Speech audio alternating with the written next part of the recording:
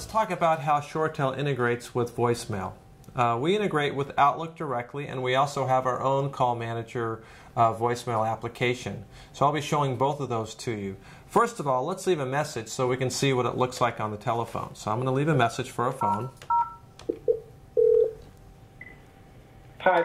And I hit the pound sign to bypass the greeting so I didn't have to listen to the voicemail greeting. So in ShoreTel, I'll hit the pound sign and you'll bypass the greeting. So right now it's recording this message. Testing 1, 2, 3, 4. Thanks very much. Goodbye.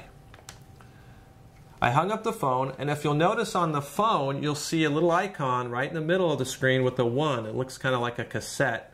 You'll also see that the message waiting light would be flashing on the phone. And that 1 indicates I have one voicemail message. And if we look at the call manager, you'll notice that under my voicemail, which is under Windows, I clicked on voicemail. You'll see I have one new message in my inbox. So to play that in Outlook, all I do is open up my Outlook, and you'll see I have a brand new message in my inbox, and I just double click on it, and it's going to bring the player in place. So there's our player, and we hit the play and watch the phone. It'll go off hook. And I hit the pound sign to bypass the greeting so I didn't have to listen to the voice. So I hit stop because I don't want to listen to my ugly voice on that message anyways. But you can see that the phone is off hook. It's playing the message. I didn't touch the telephone. All I did was click on the voicemail message. Now to delete that, I just click on the delete, and boom, the phone hangs up. The inbox is cleared, and if I go back to the call manager, you'll see that that message was moved from my inbox to my deleted folder.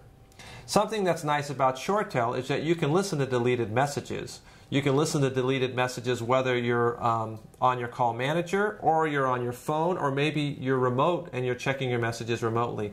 Sometimes I've done that where I've deleted a message and then I need to get that information back. So you'll have until about 2 o'clock in the morning before that message is fully deleted from your mailbox, and you'll have an option if you listen to the prompts while you're listening through, let's say, your cell phone, and those prompts will tell you how to get to that deleted message. So it's kind of nice. You can play those deleted messages. Now, if I wanted to save that message, I'm going to go leave another message. Here we go. Hit the pound sign to bypass the greeting again, and I got the beep, so now I'm recording the message in the phone. So I hang up, you'll see that it popped into my inbox, so I double click and play that message. The pound sign to bypass the greeting again, and I'll hit stop. Now you'll notice on the call manager that this player has a little slide bar. So I can actually slide that bar back to a section and play just that section of the message, versus having to always start the message over or skip ahead 5 seconds. So let's say I want to save that message. I just click save, and now that message is put in my save bin. And on my phone, if I were to listen from my phone, this is how it works. You have no unheard messages and one saved message. Main menu. To listen to your messages, press 1. To send a message, press 2. To listen to your saved messages, press 3. So if I were to press 3, I can then play that saved message from the telephone. So it's nice because it moves it from the inbox to the saved folder, and it also moves it on the phone from your unheard messages to your heard messages. So you can kind of do that. Also on the phone, if you were to hit the pound sign while you're listening to the message, it will save it, but just skip and go right to the next message. So that way, if you're looking for a specific message and you're not at your PC and you just want to get to a certain message, you can hit that pound sign. So that's kind of another nice feature.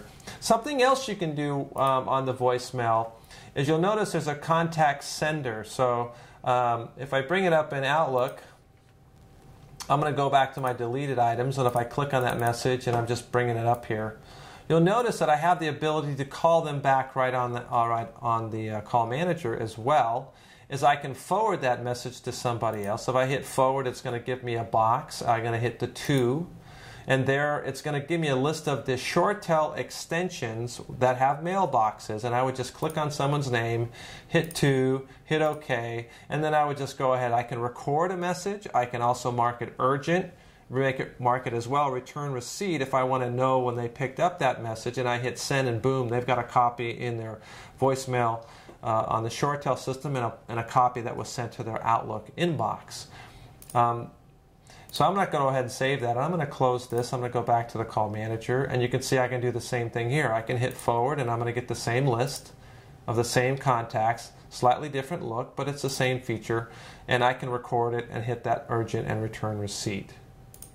Just a couple of more features on voicemail that I wanted to show you. How do I leave a message for somebody when I don't want to go to their phone and I don't really want to call them? I just have to click on this new message. I can click on to, I can click on a name, click add, and I can add 3 or 4 people if I want, hit OK.